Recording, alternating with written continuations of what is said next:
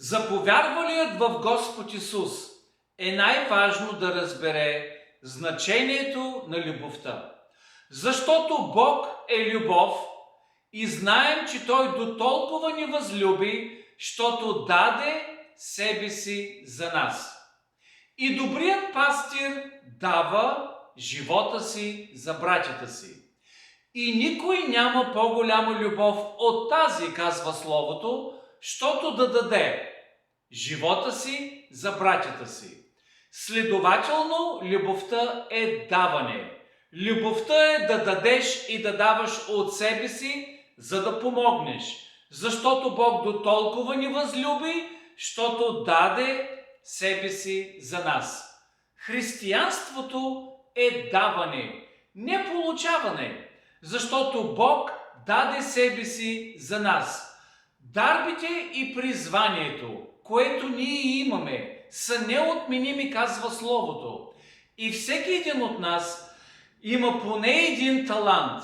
Даден му е да служи с него за Божието Слово, което е Исус и което е хлябът на живота. Не хлябът, който се купува от Била или може би от Кауфланд, а хлябът, който трае до века. Словото, Господ Исус.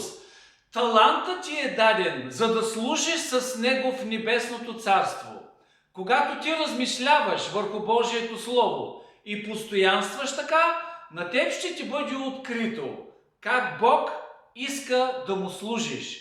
Ти ще знаеш своето призвание. Много добре ще се открие с твоя талант и дарбите на Святия Дух ще се изявят, с които ти да служиш за хляба на живота. Не да работиш с този талант за хляба, който се купува от магазина и е за стомаха, а за хлябът на живота. И имаш този избор и трябва да направиш Господ Исус своята първа любов. Тоест, твоя живот трябва да бъде организиран за Него. Всичко, което вършиш и си, трябва да бъде организирано за Него. Преди всичко, с този талант ти трябва да служиш в небесното царство по някакъв начин за Божието Слово. С дарбите и с таланта, който ти имаш. И когато ти избираш да даваш от времето си и да даваш от силата си, за която Господ Исус казва да го възлюбим с всичката си сила, не 10%, когато ти избираш да даваш времето си за Него, употребявайки Божия талант с дарбите за Божието царство, когато ти избираш да използваш силата си за този талант, така ти придобиваш нещо за Бог.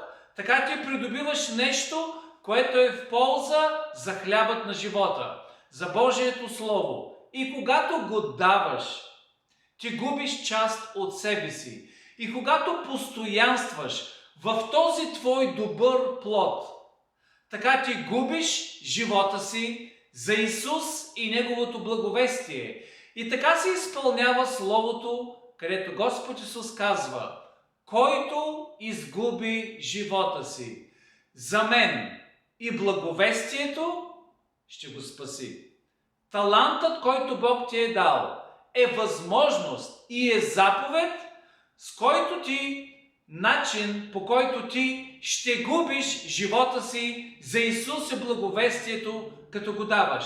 Не да го разменеш, не да го използваш за гнусна печалба, които мнозина решиха да го използват и да използват амвоните да се обогатят, да служат за гнусна печалба, заплата. Дори не им достигне мъдрост да разберат, че никой не бива заплатен два пъти за един и същи труд.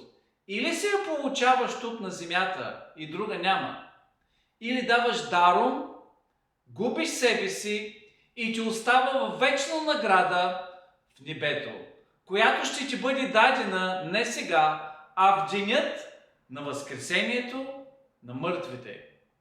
И така, таланта, който имаш, е за небесното царство преди всичко.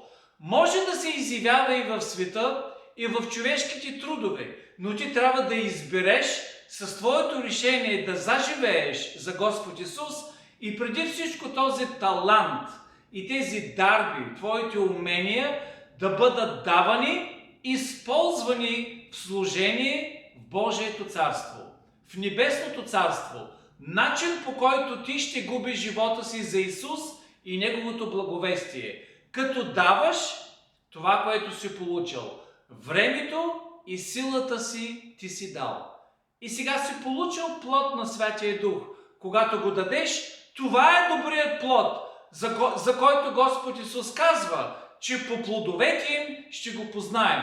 Защото когато Исус отива някъде, Той отива да даде. Защото добрият пастир дава живота си за братята си. Той не отива да получи, Той не отива да разменя, Той не прави търговия, а е заповядал да се дава даром и предупреждава в книгата Откровение тези, които продават и разменят. И тези, които одобряват този грях, биват белязани със знакът на звяра.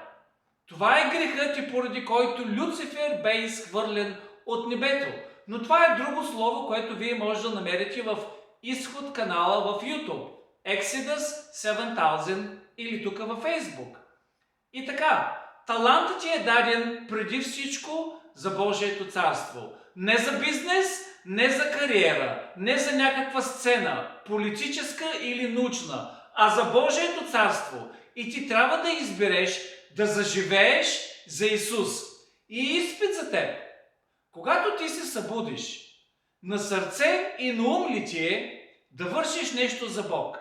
Може би си в посредата на някакъв плод, който ти придобиваш, на някакъв труд. Може би не си го започнал, може би си отворен за Бог и искаш да ти даде отговор и да ти води.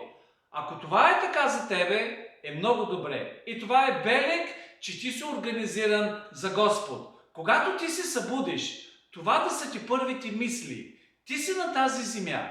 Ти живееш ли за Исус? И ако живееш за Исус, това ще ти бъде на сърце и на ум. Как ти да вършиш нещо, което можеш за Него?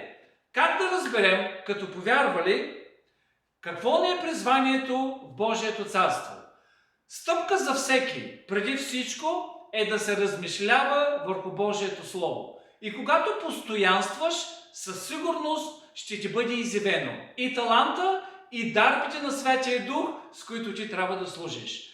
Никой не е без талант. Всеки има поне един и отново той не е за теб, а и за Исус. И това е твоята възможност, използвайки този талант и времето, което ти е дадено на земята, да губиш живота си за Исус и Неговото благовестие. Бог да ви благослови!